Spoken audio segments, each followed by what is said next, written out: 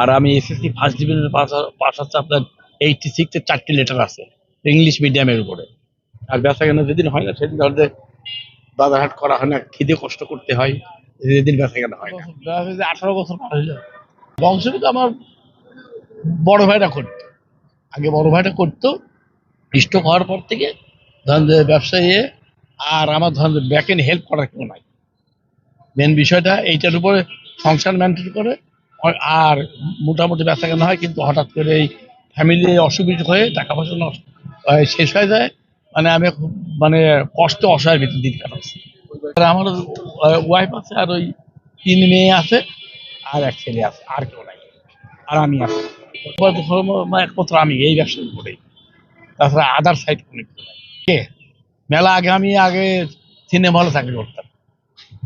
ওই ধরেন যে ওই এই 88 89 এইসব যখন সিনেমা হলে চাকরি করতাম, কষ্টে আছে কিন্তু কষ্টে ছিলাম না।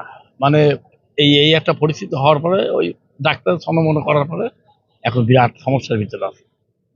এখন ধরেন যে হেলথ হয়তো ব্যবসা বাণিজ্য করতাম, বা একটা ব্যবসা বাণিজ্য করাটা যাইতো, এইটাই আর কি।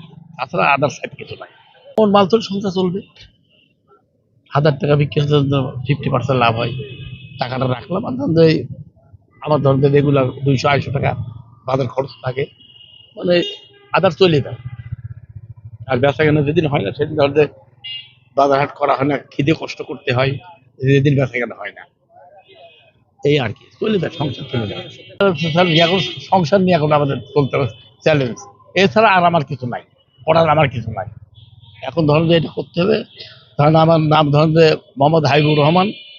আমি থাকি হচ্ছে আপনার চর থানাপাড়া। এটা আপনার হচ্ছে এই থানাপাড়া পুজো মন্দিরের পিছনে, মানে চরে আর কি, ওইখানে থাকি। তেমন কিছু নেই, তেমন কিছু নেই। আমি তখন ওই পেটের দায় ধরুন ওই সিনেমা হলে চাকরি আমি পাইছিলাম তখন হচ্ছে 1977-এ। আর আমি এসএসসি ফার্স্ট ডিভিশনের পাস হচ্ছে আপনার 86 এর 4টি লেটার আছে ইংলিশ মিডিয়ামের উপরে।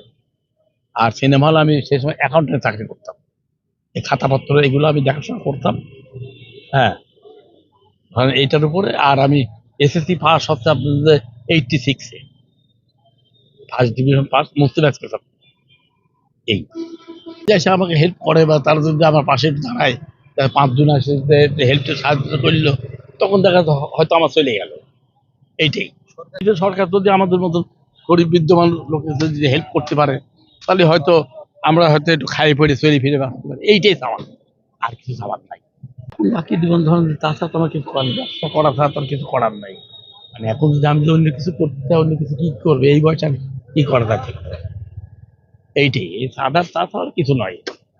আর যদি ধরেন যে আর তাছাড়া কি, তাছাড়া দেখা যাচ্ছে হয়তো কোনো জায়গায় হয়তো কেউ বললে নাইট গার্ডে চাকরি একটা করেন, হ্যাঁ, আদার্স এইটুকু হয়তো চেষ্টা করতে পারেন, সে চাকরি না কোনো কিছু না করে এইটার উপর নির্ভর করে।